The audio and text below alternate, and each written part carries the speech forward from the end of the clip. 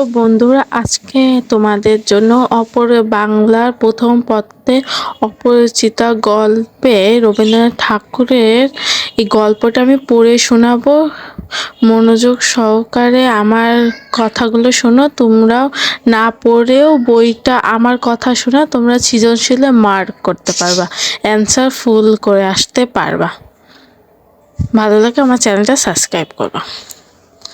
আজ আমার বয়স 27 মতো। জীবনটা না দৈর্ঘ্যে হিসাবে বড়, না গুণে হিসেবে, তবু ইহার একটু বিশেষ মূল্য আছে। ইহা সেই ফুলের মতো যার বুকের উপরে ভৌম আসিয়া বসিয়াছিল, এবং সেই পদক্ষেপে ইতিহাসে আমার জীবনে মাঝখানে ফলের মতো গুটিয়া ধরিয়া উঠিয়াছে। সেই ইতিহাসটুকু আকাশের ছোট, তাহাকে ছোট করিবার লিখিব। ছোটকে যাহা সামান্য বলিয়া ভুল করেন না, তাহা ইশারা রস বুঝিলেন।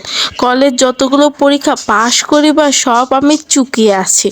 ছেলেবেলায় আমার সুন্দর চেহারা লইয়া পণ্ডিত মশাই আমাকে শিমুল ফুল ও মাকাল ফলের সহিত তুলনা করতেন। এই যে এখান থেকে একটা সৃজনশীলে 1 নম্বরের উত্তরও আসতে পারে। এই যে কার সাথে তুলনা করেছে এটাও আসতে পারে, বা টিকেও আসতে পারে 1 মার্কের জন্য। এইটা নোট করেন। সহিত তুলনা করেছে। বিদ্রূপ করিবার সুযোগ পাইয়াছিলেন। ইহাতে তখন বুঝি বড় লজ্জা পাইতাম, কিন্তু বয়স হইয়া এই কথা ভাবিয়াছি, যদি জন্মান্তর থাকে তবে আমার মুখে সুরূপ ও পণ্ডিত মশাইদের মুখে বিরূপ আবার যেন অমনি করিয়া প্রকাশ পায়। আমার পিতা এককালে গরিব ছিলেন, ওকালতি করিয়া তিনি প্রচুর রোজগার করিয়াছেন, ভোগ করিবার সময়ও নিমেষমাত্র পাননি। মৃত্যু তিনি যে হাঁপ ছাড়িলেন সে তার প্রথম অবকাশ। এখান থেকেও এই একটা ভালো পয়েন্ট, এখান থেকেও ঠিক আসতো এই লাইনটা। ওকালতি করিয়া প্রচুর টাকা রোজগার করিয়াছেন, ভোগ করিবার সময় সে কার বাবা। আমার তখন বয়স অল্প, মার হাতেই আমি মানুষ। মা গরিবের ঘর মেয়ে, সে যে ধনী এই কথা তিনিও ভোলেন না, আমাকেও ভুলতে দেয় না। শিশুকালে আমি কোলে কোলে মানুষ বোধ করি, সেই জন্য শেষ পর্যন্ত আমার পুরোপুরি বয়স হইলেই না। আজ আমার দেখিলে মনে হইবে আমি অন্নপূর্ণা কোলে গজানো ছোট ছেলেটি। আমার আসল অভিভাবক আমার মামা। তিনি আমার চেয়ে বড়জোর বছর 6 বড়। এই একটা সুন্দর একটা পয়েন্ট এখানে বলতে পারে, এই যে কত বয়স বড় তার মামা ছিল, কিন্তু ফগুন বালির মতো তিনি আমাদের সমস্ত সংসারটাকে নিজের অন্তরের মধ্যে শুষিয়া লইয়াছেন।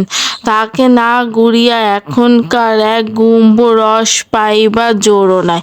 এই কারণে কোনো কিছুর জন্য আমাকে কোনো ভাবনা ভাবিতেই হয় না। কন্যার পিতামাতাই স্বীকার করে আমি সৎ পাত্র, তামাক পর্যন্তও খাই না।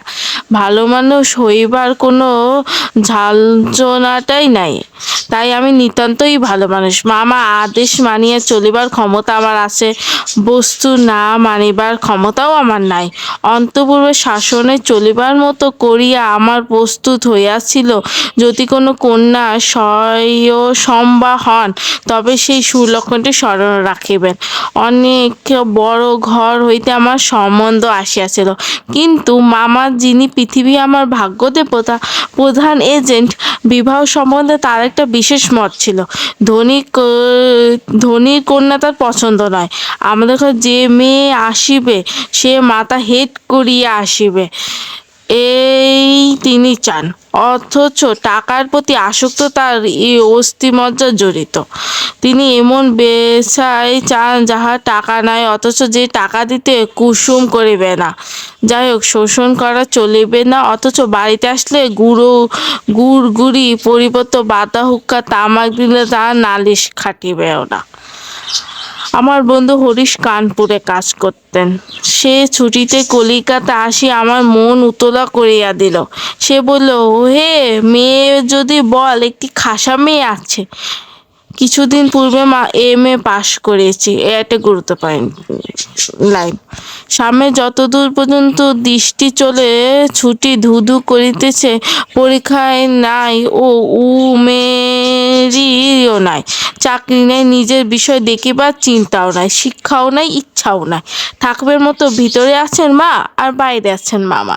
এই অবকাশে মরুভূমির মতো আমার হৃদয় তখন বিশ্বব্যাপী নারী রূপে মরীচিকা দেখিয়াতেছিল। অবকাশে যাহার দৃষ্টি আকাশে, তাহার নিঃশ্বাস তরুণ মর্মে তার গোপনের কথা। এমন সময় হরিশ আসিয়া বলিলেন, মেয়ে যদি বল তবে আমার শরীরে মন বসন্ত বাতাসে বকুল বনে নরপল্ল রাশির মতো কাঁপিতে কাঁপিতে আঁচল ছোঁয়া বনিয়া লাগিল। হরিশ মানুষটি ছিল রসিক, রস দিয়ে বর্ণনা করিবার শক্তি তাহার ছিল, আর আমার মন ছিল তৃষ্ণার্ত। আমি হরিশকে বললাম, একবার মামার কাছে কথাটা পারিয়া দেখো। হরিশ আসর জমাইতে অদ্বিতীয়, তাই সর্বদা তার খাতির মামাও আমাকে পাইলে ছাড়িতে চান না। কথাটা বৈঠকে উঠিল। মেয়ের চেয়ে মেয়ের বাপের খবরটা তার কাছে গুরুতর। বাপের অবস্থা তিনি যেমনই চান তেমনই। এককালে ইহার বংশ লক্ষ্মী মঙ্গলঘাট ভরা ছিল, এখন তার শূন্য বইলেই হয়। অথচ তলায় সামান্য কিছু বাকি আছে। দেশে বংশমর্যাদা রাখিয়া চলার সাহস নয় বলিয়া ইনি 25-এ গিয়া বাস করিয়াতেছিলেন। সেখানে গরিব গৃহস্থের মতোই থাকিবেন। একটি মেয়ে তার আর নাই, সুতরাং তাহার পশ্চাতে লক্ষ্মী ঘটে একেবারে উপুর করিয়া দিতে দ্বিধাও হইবে না। এইসব ভালো কথা, কিন্তু মেয়ের বয়স যে 15। এই শুনিয়া মামার মন ভার হইল। বংশে তো কোনো দোষ নাই, না দোষ নাই, বাপ কোথাও তার মেয়ের যোগ্য বর খুঁজিয়া পান নাই। একে তো বরের হাট মহার্ঘ, তাহার পরে ধনুক ভাঙা পণ। কাজে বাপ কেবলই সুবল করিতেছিলেন, কিন্তু মেয়ের বয়স সবুর করিতেছিল না। যাই হোক, হরিশের সরস রসনার গুণ আছে। মামার মন নরম ছিল। বিবাহ ভূমিকা অংশ নির্বিঘ্নে সমাধা হইয়া গেল। কলিকাতার বাকি থেকে পৃথিবী আছে সমস্তটাকে মামা আন্দামান দ্বীপের অন্তর্প বলিয়া জানেন। জীবনে একবার বিশেষ কাজে তিনি কোন্নগর পর্যন্ত গিয়েছেন। মামা যদি মনু হইতেন তবে তিনি হাবুলার পুল পার হইয়া তাকে সহিতা একেবারে নিঃশেষ করিয়া দিতেন। মনের ইচ্ছা ছিল নিজের চোখে মেয়ে দেখিয়ে আসিব, সাহস করিয়া প্রস্তাব করিতে পারলাম না। কন্যার আশীর্বাদ করিবার জন্য যাহাকে পাঠানো হইল সে আমার বিনু দাদা, তার পিস্তাতো ভাই, আমার পিস্তাতো ভাই। তাহার মতো রুচি এবং দক্ষতার পরে আমি 16 আনা নির্ভর করিতে পারি। বিনোদা ফিরিয়া আসিয়া বলিলেন, মন্দ নয় হে, খাঁটি সোনা বটে। বিনুদাদা ভাষাটা অত্যন্ত আটক। যেখানে আমরা বলি চমৎকার, সেখানে তিনি বলেন চলনসই। অতএব বুঝিলাম আমার ভাগ্য প্রজাপতির সঙ্গে পঞ্চশয়ের কোনো বিরোধ নাই। এখান থেকে একটা অনুধাবন প্রশ্ন আসবে ছিল। বলা বাহুল্য, বিবাহ উপেক্ষা কন্যাপক্ষে কলিকাতা আসিতেই হইল। কন্যা পিতা সোমনাথ বাবু হরিশকে কত বিশ্বাস করিতেন তাহার প্রমাণ এই যে বিবাহ 3 দিন পূর্বে তিনি আমাকে প্রথম চোখে দেখলেন। বিবাহ কয়দিন পূর্বে সে আমাকে চোখে দিয়েছে, এইখান থেকেও একটা টিক আসতে 3 দিন পরে, এইটা একটা মনে রাখবা। তারপর কল্যাণীর বাবার নাম কি? শোভনাথ বাবু। শোভনাথ বাবু কাকে বিশ্বাস করতেন? হরিশকে প্রচুর। কিসের প্রমাণের মাধ্যমে বোঝা গেল সে হরিশকে প্রচুর বিশ্বাস? বিবাহ 3 দিন পূর্বে সে তার মেয়ের বরকে দেখতে আসে। আশীর্বাদ করিয়া যান। বয়স তো 40-এর, কিন্তু এপারে বা ওপারে চুল কাঁচা গোপে পাক করি ধরিতে আরম্ভ করিয়াছে মাত্র। সুপুরুষ বটে, ভিড়ের মধ্যে দেখিলে সকালে আগে তার উপরে চোখ পরিবার মতো চেহারা। আশা করি আমাকে দেখিয়া তিনি খুশি হইয়াছেন। বোঝা শক্ত, কেননা তিনি বড় চুপচাপ। যে দুই একটি কথা কয় বলবেন, যেন তাহার পুরো জোর দিয়া বলেন না। মামার মুখে তখন অনগত ছুটিয়াছিল। ধনে মানে আমাকে স্থান যে শহরে কারোরও চেয়ে কম নয়, সেটাকেই তিনি নানা প্রসঙ্গে প্রচার করিতেছিলেন। শোভনাবাবু এই কথা একেবারেও যোগই দিলেন না। কোনো ফাঁকেই একটি হ্যাঁ হু কিছুই শোনা গেল না। আমি হইতে দেখিয়া যাইতাম, কিন্তু মামাকে দমানো শক্ত। তিনি শোভনাবাবুকে চুপ করে ভাব দেখিয়া ভাবিলেন, লোকটা নিতান্ত নির্জীব, একেবারে কোনো তেজ নাই, বেহারা সম্প্রদায়। আর যাই হোক, তেজ থাকাটা দোষের। অতএব মামার মনে মনে খুশি হইলেন। শোভনাথবাবু যখন উঠিলেন, তখন মামা সংক্ষেপের উপর হইতে তাকে বিদায় করিলেন। গাড়িতে তুলিলেন, দিতেও গেলেন না। পণ্য সম্বন্ধ দুই পক্ষে পাকাপাকি কথা ঠিক হইয়া গিয়াছিল। মামা নিজেকে অসামান্য চতুর বলিলেই অভিমান করিয়া থাকেন। কথাবার্তা কোথাও তিনি কিছু ফাঁক রাখেন না। টাকার অঙ্ক তো স্থির ছিলেন, অতএব গয়নার কত ভরি এবং সোনার কত দরে হইবে সেও একেবারে বাদাবাদি হইয়া গিয়েছিল। আমি নিজে একান্ত কথা মধ্যেই ছিলাম না, জানিতাম না দেনা পাওনা কি স্থির হইল। মনে জানিতাম এই স্থল অংশটা বিবাহের একটা প্রধান অংশ, এবং সেই অংশে ভার যার উপর তিনি এক করাও ঠকিবেন না। বস্তু আশ্চর্য পাকা লোক বলিন, মামা আমাদের সমস্ত সংসার প্রধান গর্বের সামগ্রী। যেখানে আমরা কোনো সম্বন্ধে আছে, সেখানে সর্বদাই তিনি বুদ্ধি লড়াই জিতেবেন, একেবারে ধরা কথা। এই কথা আমাদের অভাব না থাকলে এবং অন্যের পক্ষে অভাব কঠিন হইলেও জিতিব। আমাদের সংসারে যে হইতে যে বাছুক আসে, যে মরুক, গায়ে হলুদ অসম্ভব রকম ধুম করিয়া গেল।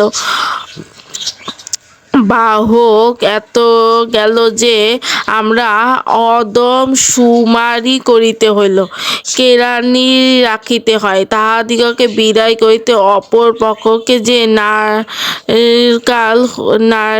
নাকাল হইতে হইবে, সেই কথা স্মরণ করিয়া মামার সঙ্গে মামা একেযোগ বিস্তর হাসিলেন।